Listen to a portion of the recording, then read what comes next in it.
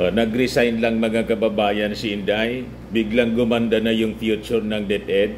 Full of hope ang DepEd ngayon. Pati yung ating mga mag-aaral at saka yung ating mga teachers.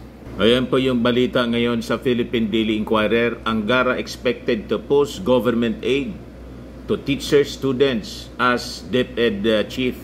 Ito pa, Angara says pay hike for public school teachers possible. Yan po ang tunay na DepEd secretary. Iba talaga niya Mr. Maravillas. Pag ang pumahawak sa DepEd, may alam. Tama kayo. Kaya excited na po yung mga taga-DepEd, mga kababayan, na finally makaupo na po si incoming Secretary Angara. Kaya lang, until today, kasi nasa transition pa po, si Inday pa rin po yung nakaupo as DepEd Secretary kasi yung pag-take effect po ng kanyang resignation sa July 19 pa, kung pwede nga lang na i-take over na ngayon na. Kaya lang, talagang ganun po. May transition talaga para po mabigyan ng panahon sa smooth turnover po ng opisina sa incoming DepEd Secretary. But anyway, ibigay ko sa inyo itong napakagandang balita mga kababayan ngayon para sa ating mga teachers at mga mag-aaral. So sabi dito sa balita, Senator Sani Angara who is anticipated to take the helm of the Department of Education soon is foreseen to boost government assistance to teachers and poor but deserving students. Ito talaga yung hinihintay ng ating mga guro at saka yung ating mga mag-aaral. Ito po yung hindi pumasok sa isipan ni Inday. Kasi yung isipan ni Inday po, gulong-gulo po ng confidential.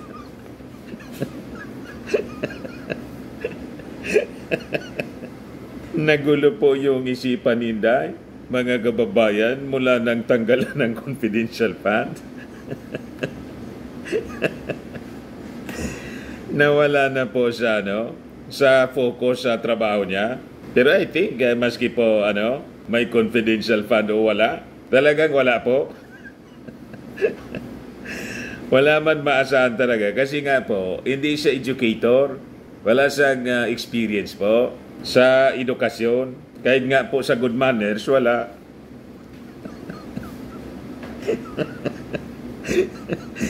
GMRC na nga lang po, bagsak pa. Ikaw talaga niya, Mr. Maravillas, kaya inuulan ka ng mga basings. Sanay na po ako. So sabi rito, the Private Education Assistance Committee or PIAC, a 5-member panel headed by the DepEd Secretary, nagsabi po na very optimistic sila about the expansion of initiatives for teachers and students under Angara's leadership. So nandun ang kanilang excitement po sa pag-upo bilang DepEd Secretary ni Sani Angara. Alam kasi ng ating mga educators na gamay ni Angara po yung trabaho. PIAC is constituted to serve as trustees nitong fund for assistance to private education, isang permanent and irrevocable trust fund. Kaya sabi po ni PIAC Executive Director Doris Fernandez Ferrer, sabik na sila mga kababayan to collaborate closely with Angara to further the mission of the panel para po sa exclusive o inclusive, equitable, and superior educational system.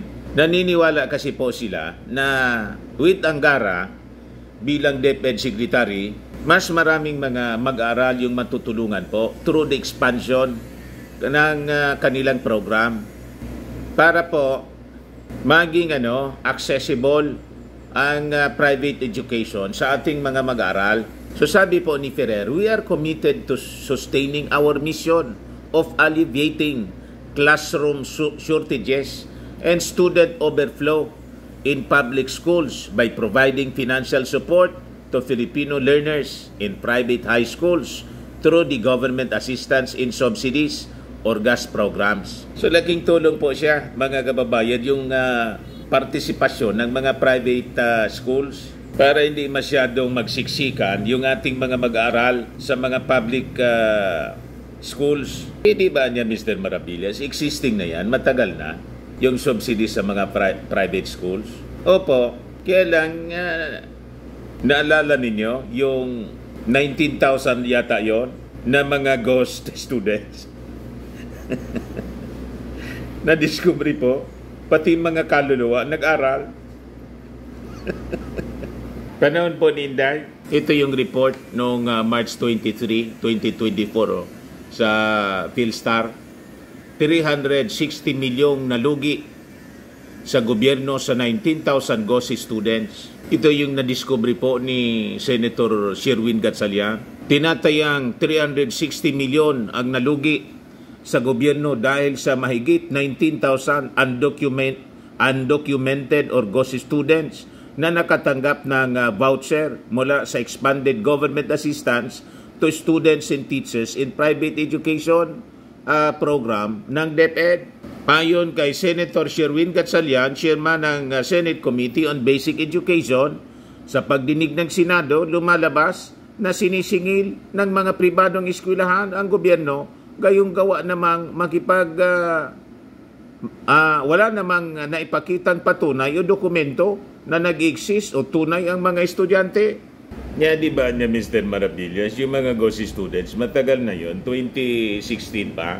O nga po, during sa panahon ng administrasyon ng kanyang tatay, minana mga kababayan ni Inday sa kanyang tatay. Yan po, batay sa investigasyon ng Commission on Audit, nasa 115 senior high school students beneficiaries noong school year 2016-2017 kinokonsidera nilang ghost students matapos na 2 beses silang nakakuha ng voucher sa loob ng 1 taon. Iba pa pala to. Noong 2016 to 2017, 115 lang. Naging 19,000. Lumala, mga kababayan. Talaga niya, Mr. Maravillas, ang daming dapat ayusin si Senator Angara. Napakarami pong problema. Kaya sabi po ni Ferrer, Angara's new role as Education Secretary marks an era of renewed commitment and a strategic initiative for education in our nation. So napakataas ng expectation nila sa pagpasok po as DepEd Secretary ni Sani Angara. So sabi po niya, Senator Angara's distinguished record of policy reforms and policy reforms underscores his unwavering dedication to advancing education, his tireless advocacy for increased budget allocations, enhanced teacher training programs, and substantial infrastructure development has addressed critical gaps and elevated the standard of education, sabi po niya. Di ba niya, Mr. Maravillas, si Inday may distinguished records din. Mayroon po sa police. Yung boxing. Ni Babli natin yun. Yun ang distinguished records ni Inday. Sa edukasyon, wala man po nga. Inadmit niya mismo. Inamin niya mismo. Wala man niya kung Kaya pag tinatanong po, medyo makakapahinga na ngayon sa mga budget hearing po para i-defend yung budget ng DepEd. Medyo makakapahinga na po yung mga undersecretaries niya, si PUA. Kasi, siyempre, ang sasagot na mismo, alam niya gamay niya. Pag tinanong, para i-defend yung kanyang budget, si Angara na mismo, yung sekretary na mismo, yung sasagot, hindi na yung Yusek. So sabi dyan, the DepEd community welcomed Angara's designation and said in a statement that they look forward to working with the new leadership as we continue our relentless pursuit towards improving the quality of basic education in the country. O ngayon, may maganda agad na balita si Senator Angara, incoming Deputy Secretary, para sa ating mga teachers. Ayan po, posible daw ang increase sa sweldo ng ating mga teachers in the next few years. Pero anya, hindi man siya, the process anya will not be easy. Noting that not only about 1 million public school educators are asking for a pay raise, but also millions of other employees in government. Pero sabi niya, I am confident anya, in the next few years, hindi ko lang alam kung this year or next year, pero magkakaroon ng pagtaas sa sweldo ng ating mga teachers.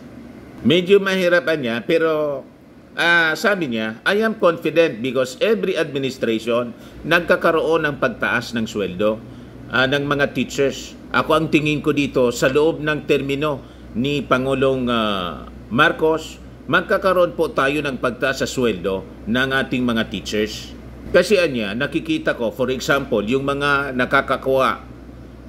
nakukuha nilang mga loan, minsan natatali sila dyan ng matagal at minsan mataas ang interest. So pag-aralan natin, tapos kausapin natin yung ibang financial institutions ng gobyerno dahil may government service insurance system naman, may land bank, may SB Corp, sa Department of Trade and Industry, nagpapautang ng mura sa mga negosyante. So kunwari, meron silang investment, dapat meron din silang access dito at preferential treatment. Yan ang opinion ko, pero ayokong pangunahan dahil wala pa namang pag-uusap, pero yun ang isa sa mga plano ko na ayusin natin yung kanilang benefits at saka yung access to loans. Things like that, very common yan. Nadidistract sila sa kanilang pagtuturo dahil ika nga, busy sila. Dahil sabi nga ng Pangulo, mayroong pamilya itong mga ito.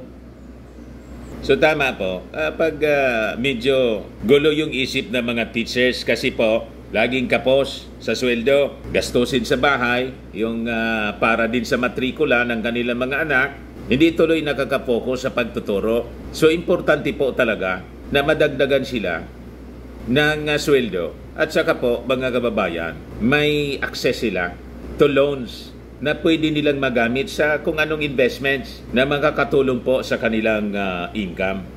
Tama ba? O ngayon, idagdag ko na lang itong balita, mga kababayan. Kalalabas pala ngayon. Tumalo na yata si Tolentino. PDP senatorial bet reportedly to run under the admin slate. Sabi ko sa inyo. Tolentino sasali sa bagong Pilipinas slate. Senator Francis Tolentino, who reportedly endorsed by the Duterte-led PDP, Partido Demokratiko Pilipino, is reportedly to run under the Marcos administration senatorial slate for 2025 elections. Yan po si Tol. Nakita ko po doon sa nung Sunday. Sa konsyerto sa Palasyo. Nandun si Tol. Kinamayan ko po. Kausap si Executive Secretary Lucas Bersamin, mga kababayan. Na-invite kasi tayo ng ating Pangulong Bongbong at ni First Lady Lisa Marcos na makisaya, mga kababayan, sa pag-honor sa ating mga health workers. Yun yung purpose ng konsyerto sa Palasyo. At saka para maipromote din yung ating mga hindi pa kilalang mga magagaling na local artist. Tira niya, Mr. Maravillas, siniraan ng mga ng mga nausog, mga DDS vloggers. Kaya nga po si Tolentino umalis na sa kanila. Hindi magustuhan. Walang nakikitang magandang future si Tolentino, mga kababayan, sa nausog. Kaya ito na yung balita ngayon, mga kababayan. Sasama daw si Tolentino sa bagong Pilipinas slate. So inabandonship ng tuluyan, mga kababayan, si Maudigs. Ayan man lang po. Ako po si Dante Maravillas. Bye-bye. God bless.